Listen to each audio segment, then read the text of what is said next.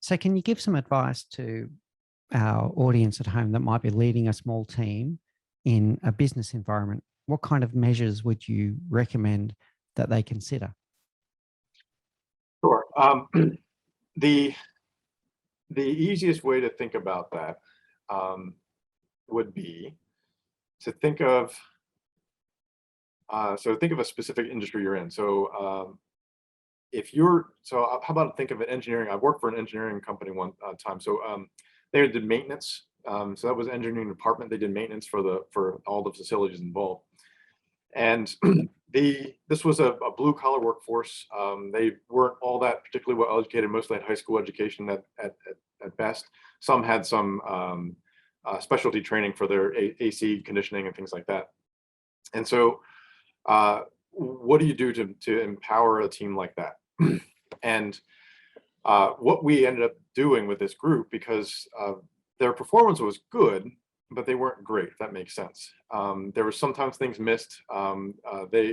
For instance, sometimes staff would pencil whip, as we used to call it, the replacements of filters and things along those lines, because it was a lot of work. Light bulbs, I mean, the facility we were operating had hundreds of, probably thousands of light bulbs so one would go out every day and have to go change it. Managing that kind of detail was difficult, and it's also a mind-numbing job, but we don't have a machine that can go around replacing light bulbs yet. So measuring that and rewarding your staff came down to a matter of a computer program. They started looking at how the staff had to fill in their information, a little bit like the survey questions that I was suggesting. You fill in what you get done, then the managers would have to look at the information to see if it worked and spot check things to grade them to make sure things were working well. And if it wasn't, then they had to ask them why. And if it was, they had a system of rewards we started to give out. And what was great about this system is that you could give rewards to each other. So if a peer needed some help, and one of his colleagues helped him change light bulbs that day because he got overwhelmed, you could give that person a reward. And those rewards added up to the best part, paid time off. That was mostly all that the reward was. You could get other things like the pizzas and gift cards and things like that. But 9 times out of 10, what they wanted was time off, time for themselves. And so that was a thing that they got approved to do, to give people that time. So what you could then do is look at the whole pattern. Who's getting time off? When are they taking it? Who's getting the most rewards? And that all of a sudden now you have your high performers are being not only rewarded and incentivized, you now see exactly who they are and what they're good at. Because you're seeing, for instance, like, oh, this guy helped me with a construction project. This guy helped me with electric. And you can see where each person's skill sets and interests are. If they're doing something for somebody, it's probably something they want to do. So maybe you say to them, hey, if you like doing this electrical work, do you want to become an electrician? Yeah, I do. Great. How can I help you? Should we send you to school for it? Those are the kinds of, all of a sudden now you're building a reward system, and that empowers your team as well as trains and coaches and encourages them. Does that make sense? Like it has to be a whole focal point where the rewards end up being your metric. Yeah, so I like this concept on the rewards and making sure that the reward is meaningful to the recipient, not meaningful to you, meaningful to the recipient. It's got to resonate with them and being important to them. Yeah. It might scare people to say paid time off because, well, what if everybody takes off on Friday? Who cares? I mean, why does it matter? I've seen more and more research that working harder isn't better. It's working smarter. So if they can get their job done in 38 hours instead of 40, or 36 hours instead of 40, great, let them do it. Yeah, exactly. The other thing I'm hearing, Brian, which I think is interesting, and I might have to put a diagram in the show notes, although most people have probably seen this. I'm also hearing in what you're talking about there, the famous Venn diagram of someone finding their own sweet spot. And their own sweet spot is a Venn diagram that covers what they really enjoy doing what they're good at and what the need is. And if you can find a role for that person in the organization that coincides with those three things, they are going to be so motivated to come to work each day and knock it out of the park if you can find those things. So, but it takes the time to get to know them and understand what does motivate them and what they are good at and where that can actually fit into the broader team dynamics. Yeah, very true. I would go ahead. Sorry. There you go. You know, when I think about the skill sets on, of people who have been rewarded like that, that's where you see leadership really coming out. And because individuals, they don't have to necessarily be a leader to have learned that their skills can help the organization and themselves. And you often find that a great leader is actually not in a management position. And I'll give you an example of that with one of my friends. He's a computer science engineer. And so he programs computers he mostly focuses on search. So he helps people, find information. And for years, people have been trying to make him vice president of something and to manage everything. And he's like, I don't want to do that. I like operating and programming. I don't want to manage people. I want to manage code. And what's awesome about him is that now, as he's been in his career, that's about 30 years, 20 years, 25 years, he's been doing this. He has started to teach everybody around him how he does things. He does a lot of test-driven development, so he tests it before it's actually complete. So he doesn't have any errors in his code when it comes out because he tries it as he goes. And he's teaching people all around him, and he's got little acolytes that follow. And that's what you want with your teams. You encourage them to use the skill sets and how they overlap with the expectations that we need for the company. We covered this relatively deeply in our episode with Ross Nichol. So if anyone hasn't heard that one, go back and listen to this. But people leadership is not for everyone. But what we've just heard in Ryan's example is still leadership. It's just a different type of leadership. And this person's been really open that they don't enjoy people leadership, but they are still a leader in other ways.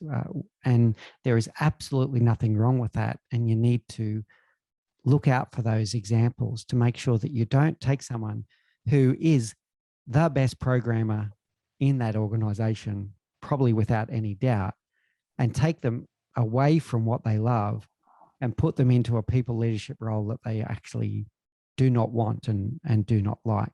So giving them that ability to do some leadership, some technical leadership, some coaching, some training, etc., but without giving them the people leadership aspect that they're really not going to enjoy. There's something in that there. Now I'm going to bring some of this all together here, and let's run with this for a moment, Ryan, and see where this goes. So what we're talking about here in all the different kinds of conversations we've had today, we're covering what is both the complexity and simplicity of what leadership can be. Right. All wrapped ironic. It's ironic, right? Now, have a think about this. And for those that are watching this interview on the Zoom call, I'll paint a picture for everyone on the audio. Behind Ryan is a bookshelf full of leadership books. Behind my head, a bookshelf full of leadership books, which are all wonderful things to read and understand and comprehend. But it doesn't mean anything until we put it into practice and into relevance. So reading a leadership book does not make you a leader.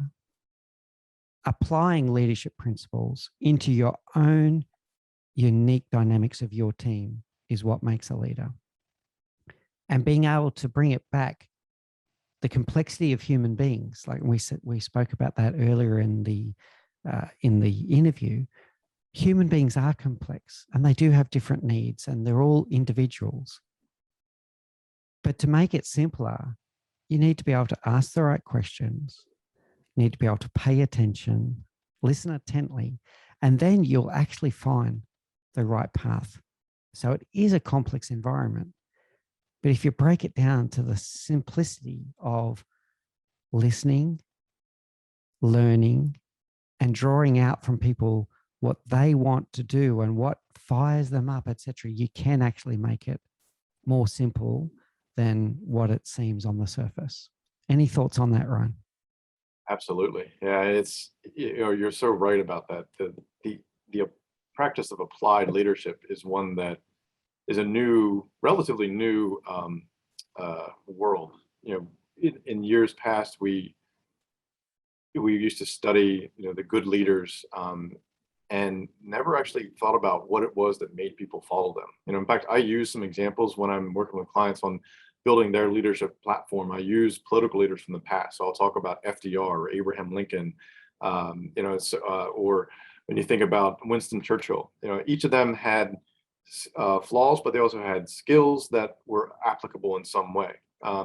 Even go back to someone like Martin Luther King or Gandhi. All of them, people followed them for a reason, and it wasn't just because that they were smart people. I mean, everybody was probably listening to this podcast is smart. The problem is, how do you apply that smarts in a way that gets others to come along with you? That's the hardest part for any leader. Is you may have a belief and a vision of where things should be, but you have to bring people along at the pace they're going to be brought along. You can't rush that. You can't force it. Even with teaching, it's the same thing.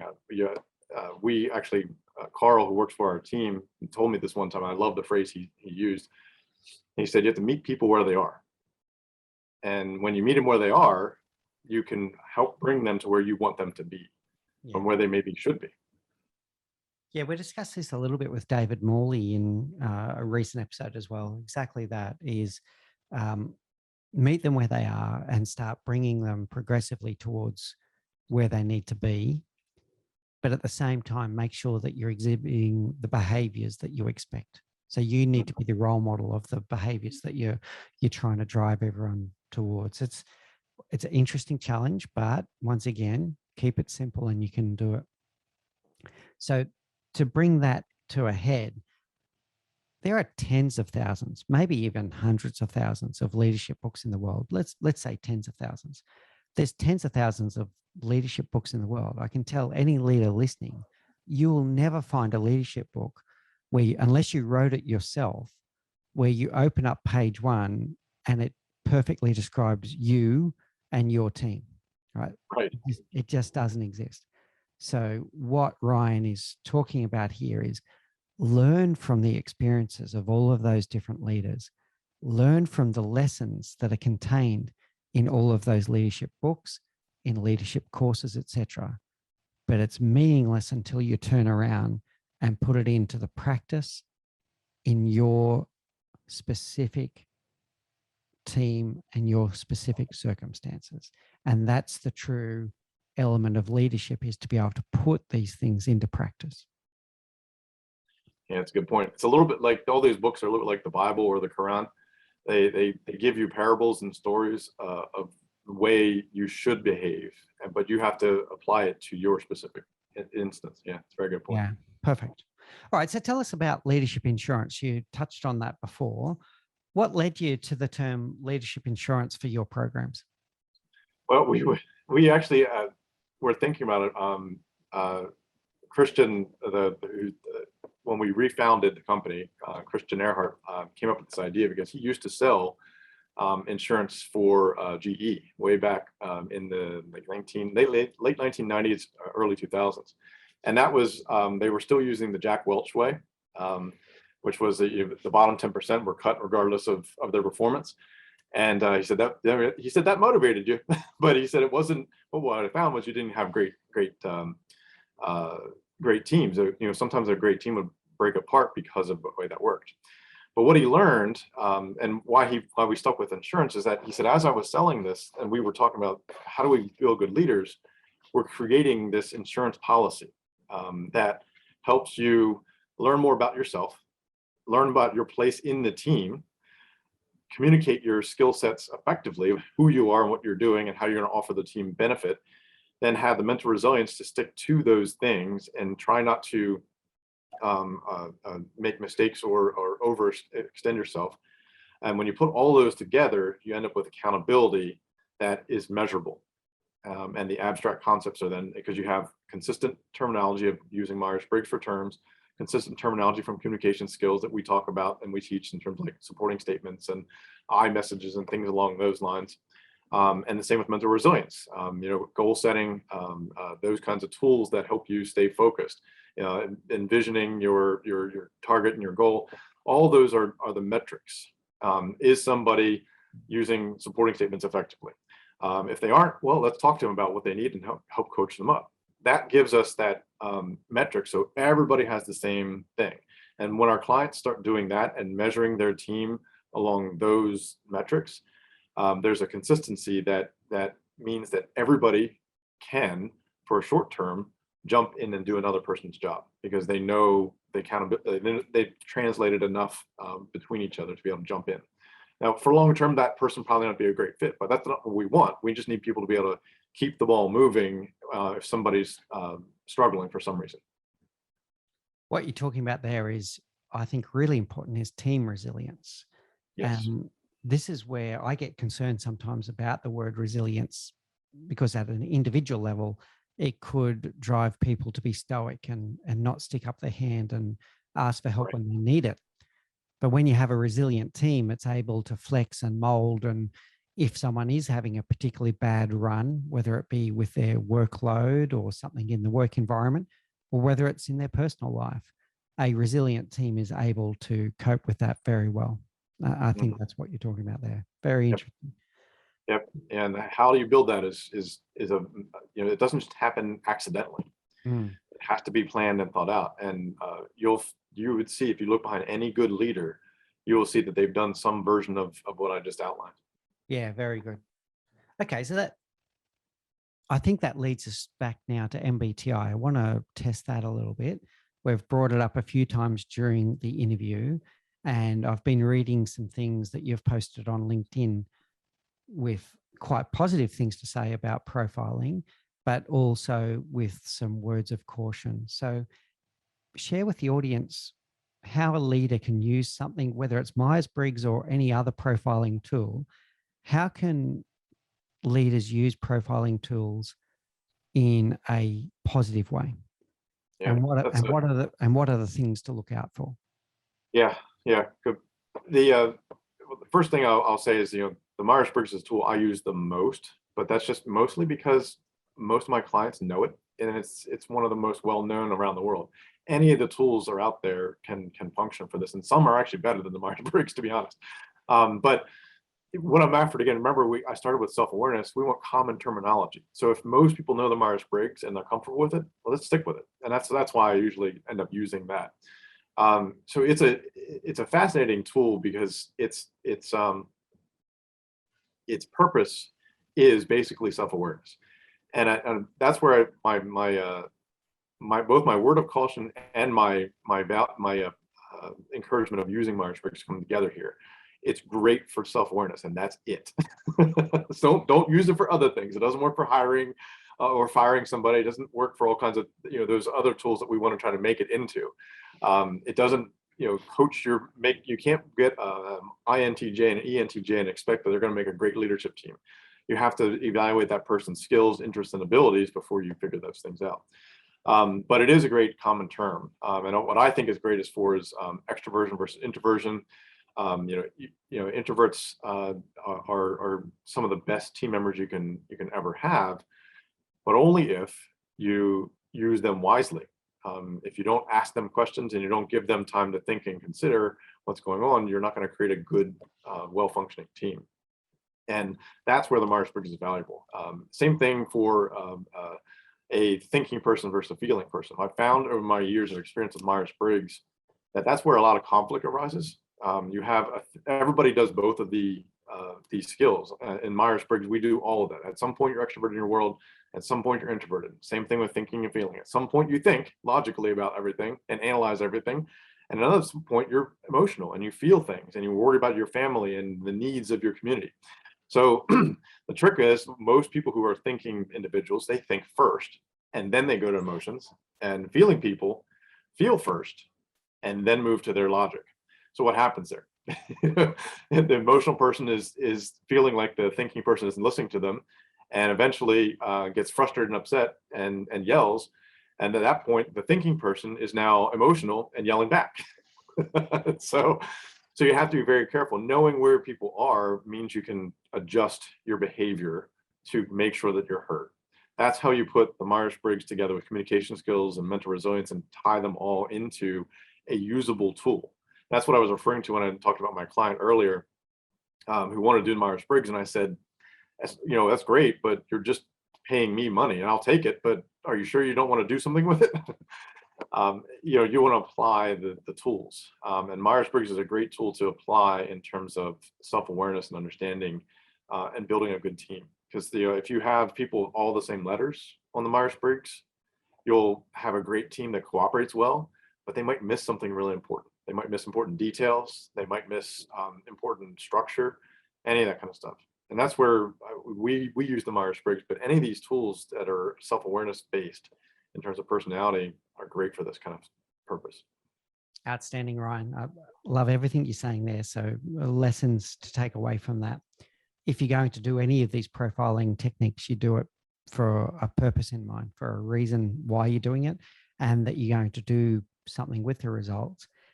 And I do like this emphasis on self-awareness. I'll take it to another level. It's also team awareness of each other. So getting to know each other, getting to know each other's preferences, so that you can either as the leader or even the team dynamics amongst themselves, just understand each other. Yes, whether and on every one of the scales, E versus I, S versus N, all of those, just understanding where someone is at can really help you to communicate with them, engage with them, and going forward. So yeah, wonderful reflection there, Ryan. I really appreciate that. So that draws us towards a close. I've got a few questions for you. I've got two questions that I ask all of our guests, but I've been experimenting a little bit recently with adding a few. So let's go with a few additional ones, if that's okay with you. Sure. The first one, do you have a favorite leadership book? Oh, well, I pulled some down from my bookshelf, and so I'm looking at them over here. I have, I think my favorite one right now. What we talked about earlier, how times change. If you asked me 5 years ago, my favorite book, it'd be something different. But I think right now my favorite one is this one called Meltdown, and it's by Chris Clearfield and Andres Tilcik. The subtitle is Why Our Systems Fail and What We Can Do About It. What I love about the book is that they're talking about the world we live in today. We have made a world of systems, and very complicated systems that have tens of thousands, if not hundreds of thousands of moving parts, human and otherwise. And what that book is talking about is that we have to take our leadership to another level. We used to be able to manage an entire company just with one person running it, and we used to think that that was enough. Think about a company from the 1950s. Most of the time, it was one white man running it, and he was one moving all the pieces around. Today, that's just not possible. A system like a hospital system or a school system, there's so many moving parts and so many expectations, especially in terms of service. One person just can't do it, and if something breaks, then the whole system melts. And that's what this book was actually referring to, is the TMI disaster in Pennsylvania in 1979, when the nuclear power plant all melted down. And they still to this day don't know what actually caused the valve that stuck open to stay open. And that's an example of the complexity. We built a nuclear reactor that was so complicated that we actually can't always understand everything that's happening and how it operates. So for me, that's probably my favorite book at the moment, because it it highlights the problem we have as leaders. We need to train leaders who are better prepared to handle the complexity of systems like this. And that means that they're going to be teaching their team how to do their jobs really well and share the load across the board. Because if one individual fails, it's quite probable that somebody dies. And that's not what we want. We want people to be successful and happy and nobody to die if we can avoid it until it's their time. Yeah, very good. What about a favorite leadership quote?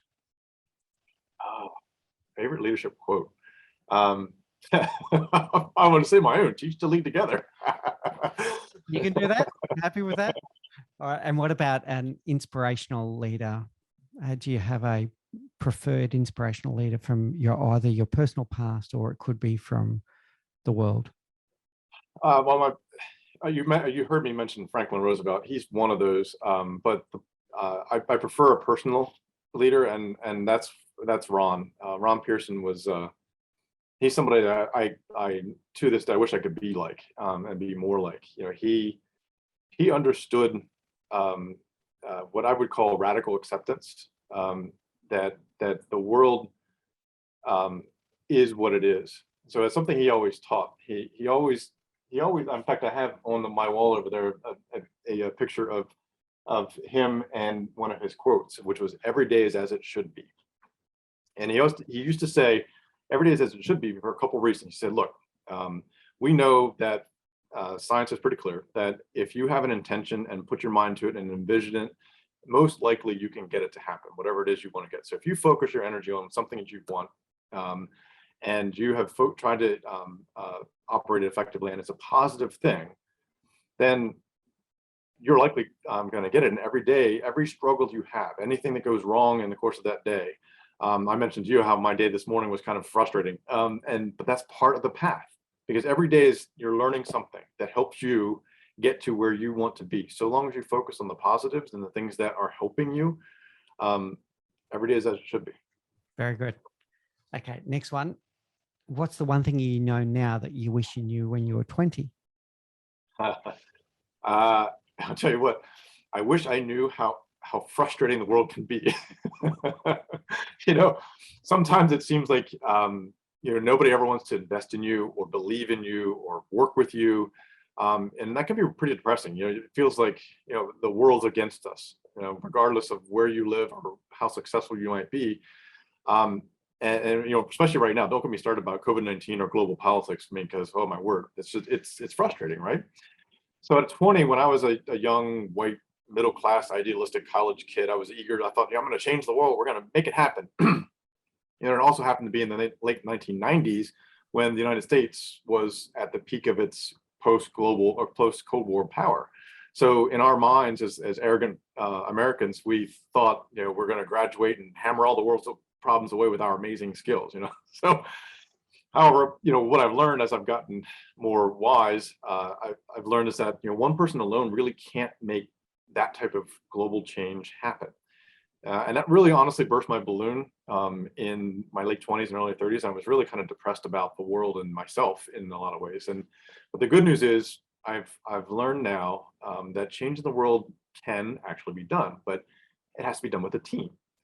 And you must do it with others. It might seem odd to maybe know that in my 20s that I wish I had known that I wasn't good enough to change the world on my own.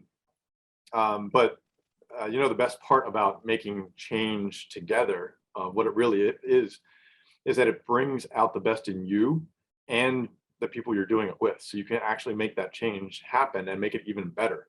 But what I'm finding is that I'm actually a little even more idealistic now than I was in my youth, because I'm realizing I can do this with a group of people. And I wish I had known that then. I really do. I wish I had known that would have helped me get to my career success faster. I wish my college faculty had taught me some of the skills of team building and leadership before they made me a subject matter expert. Because I know all kinds of good stuff. But how do I apply it? That's actually one of the reasons why I went back to teach. And Mick, I'll be honest, that's one of the reasons I love people like you, because you and your team are helping make that change a reality with the Leadership Project. So if more of us team up together, my frustration will not be someone else's in the future. we can do so much more together. And I'm going to borrow an African proverb to bring that together. And that is, if you want to go fast, go alone. If you want to go far, go together. Yeah, that's a great one. Okay. And finally, Ryan, if people are interested to know more about you, more about EII, how do they get in contact with you? Well, you can always go to our website, educateinnovateinspire.com. That's the easiest way to reach us. I'm on LinkedIn, of course, under Brian Sanders, as well as my company, EII Consulting. Facebook as well, but although that's less of a platform for communicating, but any way you want to get a hold of us, absolutely give us a ring. Outstanding. Thank you so much. It's been a great pleasure talking to you today, Ryan. A really interesting conversation, as I knew it would be when we had a chat yesterday. I knew this was going to be a very interesting conversation. Thank you for allowing us to kind of navigate around and cover a lot of different topics. It's been an absolute pleasure. And we wish you the best of luck as you continue to forge forward, helping us change the world one team at a time. Right. Thank you, Mick. And thanks for having me on. And I hope that we helped your listeners a little bit. Excellent. All right. Thank you so much, Ryan. Have a great day. You too.